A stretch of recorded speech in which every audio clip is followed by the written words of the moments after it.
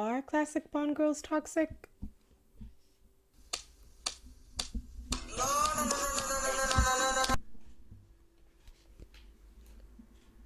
So, what are they then?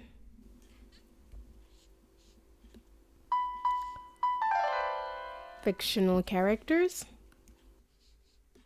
I want to discuss Bond girls, but for some reason I'm unable to devise a better title. So I took the cue of another creator.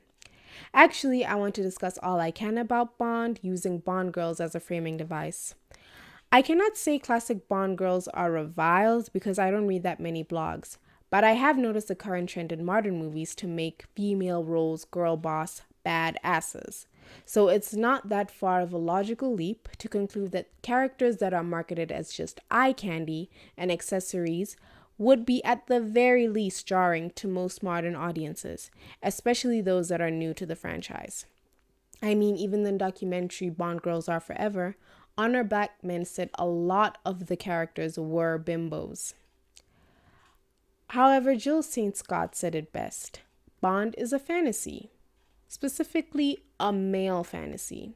It is the world that Ian Fleming created for himself, hence it had to be enjoyable to him. Would you write a fantasy and make the protagonist everything you are not? To expect Bond to be some kind of woke feminist paragon is just ill-fitting. Now, don't get me wrong. Any creative can attempt that interpretation, but I don't think it'll be authentic to the character's DNA, at least from my research. That being said, it is disappointing to find that in the Bond fandom, most of the commentary regarding Bond girls of that era is largely focused on their looks, especially given that these are some of the most complex roles in the latter half of the 20th century. It's taken for granted now, but the Bond series was really one of, if not the first instances, where not only were the female character stories compelling and insightful, but a consistent prominent feature in the film and in the marketing of the film. Now, someone, who isn't me, may try to frame these characters as problematic mainly because they are extensions of a male fantasy. They are TNA, arm candy for men to ogle at and Bond to bang. And that's egregious in itself because they don't have agency. In this series, I will outline how all cinematic Bond girls in the classic era not only had agency, I also hope to show that beyond their superficial presentation, nearly all Bond girls and the phenom of the Bond girl archetype in cinema had significance in the film and in the larger cultural zeitgeist. So I deemed the period from 1962 to 1995, encompassing 17 films, as the classical era, merely because these are the films I have watched more than once.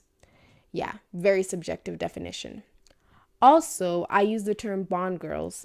When I use the term Bond girls, I mean the romantic leads in the film. The good girls. So femme fatales such as Fiona Volpe or Helga Brandt will not be featured.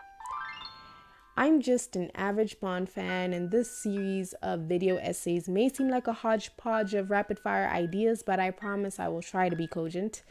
I will release these video essays in episodes tailored to specific Bond eras, which will be ready when they feel like it.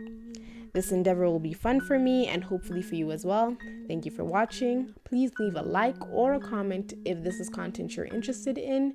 Thanks again. Bye.